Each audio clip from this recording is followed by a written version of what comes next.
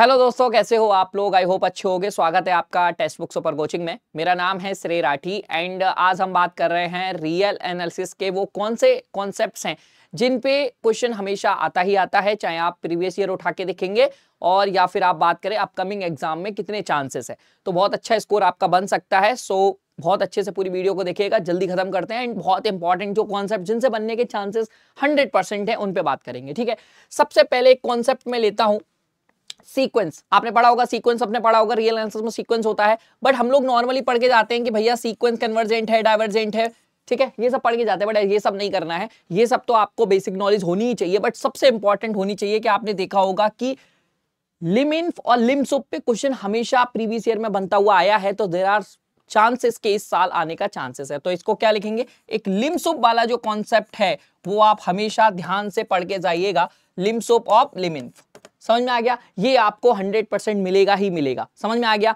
देखिए convergent divergent तो अपना आप पढ़ के जाना ही जाना है। इस पे चांसेस अब देखिए, पहले वो लोग सब जानते हैं कि आपको क्या आप रेडी हो, और वो एकदम सरप्राइज एलिमेंट आपके लिए डालते हैं। तो मेरा 100% अनुमान है कि आप ये पढ़ के जाएंगे तो 100% एक मिलेगा, क्योंकि लिमसुप पे आता ही आता है। ठीक है, वो कैसे भी कनेक्ट करेंगे, पूछेंगे जरूर। ठीक है ना, यदि मैं सीरीज की बात करूं तो एक क्वेश्चन आपको 100% ये सीरीज से पूछते ही है। आप कोई भी एग्जाम उठा लो, सीरीज से क्वेश्चन बनेगा ही बनेगा। ठीक है, अब उसमें हो सकता है कि वो क्वेश्चन जो है वो ना थोड़ा सीक्वेंस से भी कनेक्ट कर दें, थोड़ा सीरीज से कनेक्ट कर दें। अब सीरीज में बस आपको कुछ मोटा मोटा जो मेन टेस्ट है उस टाइप के टेस्ट थोड़ा पढ़ लीजिएगा, कुछ अल्टरनेटिंग जो सीरीज होती है उनके लिए पढ़ लीजिएगा, और नॉर्मल जो सीरीज होती है उनको कैसे हम टैकल कर सकते हैं। तो टेस्ट आप पढ़ते जाएंगे ना, ओनली टेस्ट, ज्यादा नॉलेज भी नहीं है। यदि आप लास्ट टाइम पे पढ़ रहे हैं तो भी आप इस क्वेश्चन को टैकल कर सकते हैं। तो ये दो क्वेश्चन आपके बन गए। अब ये क्वेश्चन आपका मे बी एमसीक्यू में आ जाए और मे बी एमएसक्यू में आ सकता है। ठीक है, अब बात करते हैं दूसरे टॉपिक पे। देखिए थर्ड टॉपिक पे बात करा जाए, यदि आपके थर्ड क्वेश्चन पे बात किया जाए, देखिए हमेशा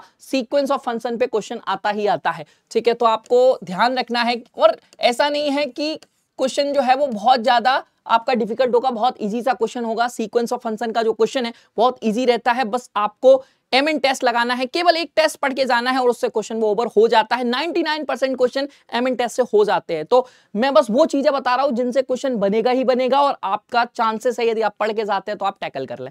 अभी देखिए उसके बाद चलते हैं फंक्शन ऑफ सेवरल वेरिएबल पे। यदि आप ध्यान से देखेंगे तो जैसे गेट का पेपर आप उठा के देख लो, ठीक है, कितने सारे सेवरल वेरिएबल के क्वेश्चन आए हैं, और ऐसे ही आप लास्ट ईयर का पेपर उठा के देखेंगे, मतलब last year in the sense June वाला सीएसआईआर नेट उठा के देखेंगे तो उसमें भी आपको सेवरल वेरिएबल का क्वेश्चन मिल जाएगा। ठीक है, समझ में आ गया। तो सेवरल वेरिएबल आपको पढ़ के जाना है, और ऐसा नहीं है ये इस सेवरल वेरिएबल से थोड़ा सा अच्छे से पढ़ लेना। देखो सेवरल वेरिएबल में ज्यादा कुछ है नहीं, टू बी ऑनेस्ट। क्या है भैया, पार्शियल डेरिवेटिव निकाल लो, या फिर आपको कंटिन्यूटी पता हो, या फिर आपको लिमिट निकालनी आती हो, और डिफरेंशियबिलिटी पता हो, और ज्यादा से ज्यादा क्या पूछेगा, ये पूछ लेगा डायरेक्शनल डेरिवेटिव क्या है। 5-6 कॉन्सेप्ट के अलावा कुछ है उसमें नहीं है, तो आप पढ़ सकते हो इजीली लास्ट टाइम में अच्छे से, और आपका क्वेश्चन हो जाएगा। आपके 4 से 5 क्वेश्चन यहां से बन गए हैं। अब बात करते हैं फंक्शन ऑफ वन वेरिएबल में। देखिए फंक्शन ऑफ वन वेरिएबल बहुत बड़ा चैप्टर है, बहुत बड़ा है, बट हमको बहुत ही लिमिटेड पढ़ना है। लिमिटेड इन द सेंस जैसे आपने पढ़ लिया कॉन्टिन्यूटी एंड डिफरेंशियबिलिटी, और ये आई थिंक आप सबको पता है कि कैसे चेक करते हैं किसी फंक्शन का कॉन्टिन्यूटी और डिफरेंशियबिलिटी। आप इजीली चेक कर पाओगे। आप अभी जून वाला क्वेश्चन देखो, बहुत इजी सा क्वेश्चन आया था जिसमें 1-2-4 फंक्शन थे, आपको कॉन्टिन्यूटी डिफरेंशियबिलिटी पूछा जा रहा था। सिंपल, ठीक है। अब ये क्वेश्चन आते ही आते हैं, आप ऐसे सोच लीजिए इन क्वेश्चन से क्वेश्चन बनेगा ही बनेगा। आप एक लास्ट कर लेते हैं रीमान की बात।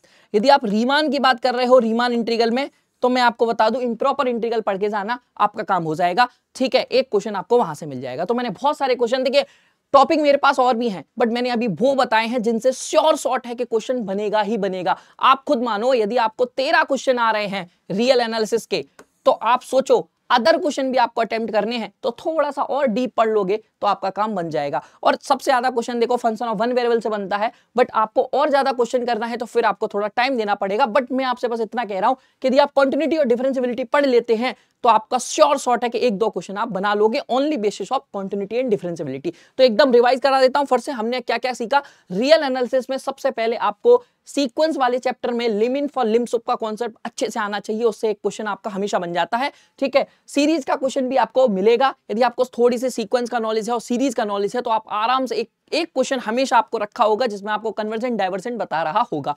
ठीक है, 2 क्वेश्चन आपके रेडी हैं। नाउ सीक्वेंस ऑफ फंक्शन का क्वेश्चन हमेशा आता है, अब वो किस टाइप से फॉर्म होकर आता है वो आप रेडी रहो। एमएन टेस्ट लगेगा उसमें, 100% एमएन टेस्ट से हो जाते हैं, चांसेस है, ठीक है, 1% चांस है कि ना हो, बट 99% एमएन टेस्ट से हो जाता है क्वेश्चन।